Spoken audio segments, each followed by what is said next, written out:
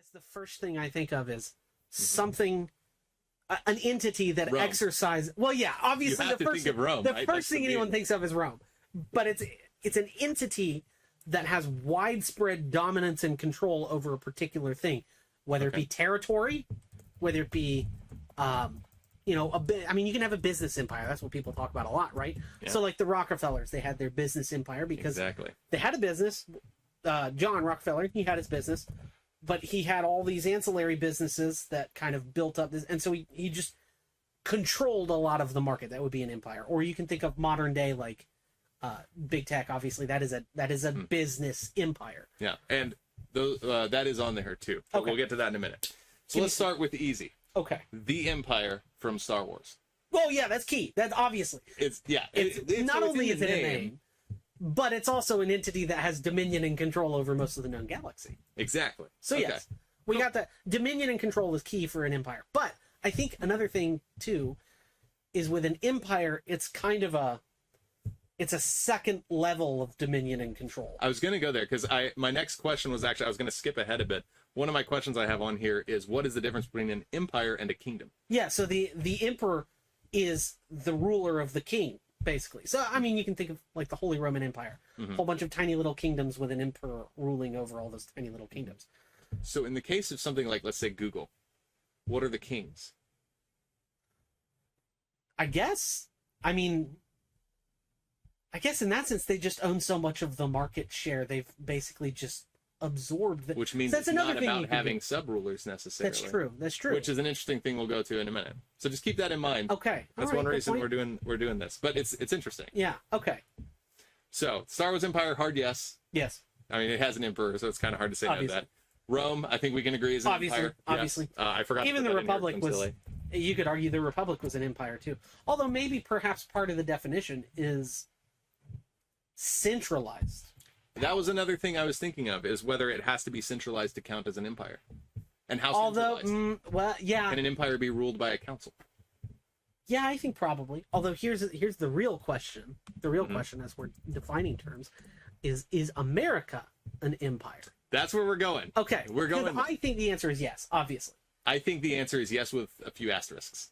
yeah, because we have a unique kind of empire. Yeah, it's not the it's typical different. empire. Yeah. But yeah, so we'll go there. Let's save that one for later, though. Okay. So Dune Yes, has an empire. the Imperium. Yeah. the Imperium. Obviously. The the Empire from Right. a But sci-fi show. ruled by a whole bunch of fiefdoms, and then the emperor rules over the fiefs, the dukes, and all that. So yeah. Yeah. So Obviously, that's a yes yeah. as well. Cool. Next one is perhaps a little bit more nuance here. The Fire Nation. Are they an empire? They did have colonies. And specifically in Avatar: The Last Airbender, not Korra, because Korra, It's pretty good, actually. It's pretty some good. of it was good. Yeah, it started. They had a mech battle made of spirit energy. Okay. Okay, it wasn't that season good. 2 sucked. Yeah. But season 3 was good. Season 4 was good up until the very end. The villains in Korra were awesome. Yeah. The side characters were usually pretty cool. Yeah. Usually. And the main character's awful, but I can't stand it. Yeah, that's true. She's just See, mean. we're already getting off track, and this Yeah, is the this is point. gonna We're happen. just going to talk. I hope okay. that you have a wide breadth of knowledge. Yes, we will talk about Because- everything from cartoon to law to empires computers. to Yeah, sci-fi yeah, to yeah. computers, AI. So, Fire Nation, is it an empire? Yeah. I'd say yes, because they have colonies. Yeah, that's kind of what I was thinking too. Yeah. So that means, Although their are you saying colonies were- colonies mean you have an empire? Because that's going to be really interesting. I think if so. probably intrinsically, because I'm their going to put colonies that were in. conquered territory in the Earth Kingdom. So they would conquer the territory, and they'd So, run it as a colony. is a fundamental aspect of an empire that you take other people's stuff and call it yours. I wouldn't Stuff say in that's this case fundamental being because you land. don't. That's what a colony kind of is in this case. With the Yeah, Fire but I Nation, wouldn't say at that's least. fundamental to empire because that doesn't make sense for the business. So empire. colonies don't mean it's an empire. Okay, well, you might have to differentiate though between a business And that's empire the question.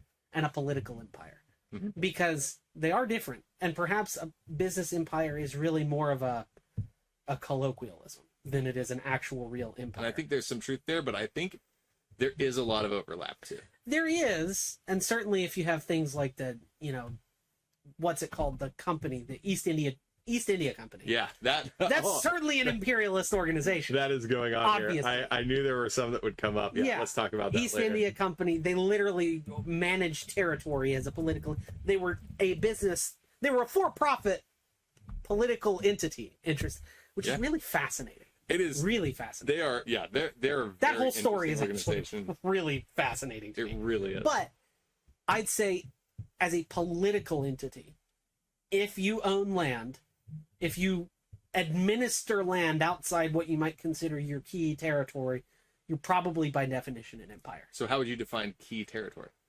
The territory that makes up your actual political base. So, for example, Okay. what Even if the it's Kaisers questioned wanted to whether do with it's yours. Germany. So the Kaiser, Kaiser Germany, or even Hitler's Germany, you have Germany. Then they wanted to spread. If they had conquered that territory, which Hitler did conquer some territory, and then administer it, that would be administered as an imperial territory. But at some point, if you've managed it long enough, what ends up happening, this is what happened with the Russian Empire, is they kind of, to use a term from like grand strategy video games, they core the territory. And then it's just theirs. And that's Putin's argument for Ukraine. Putin's whole argument for Ukraine is, we cored it a long time ago, and that's our core, and we need it back. And Ukraine's like, no, we're not a core anymore, bro. And that's the whole debate. So who gets to decide whether they're a core or not?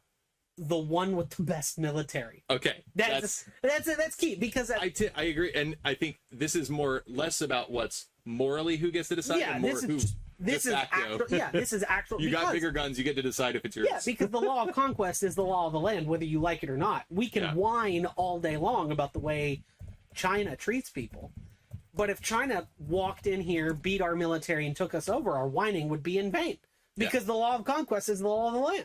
It doesn't matter if they have a moral right. If they have a big enough gun, they still get to tell you what to do. Exactly. Although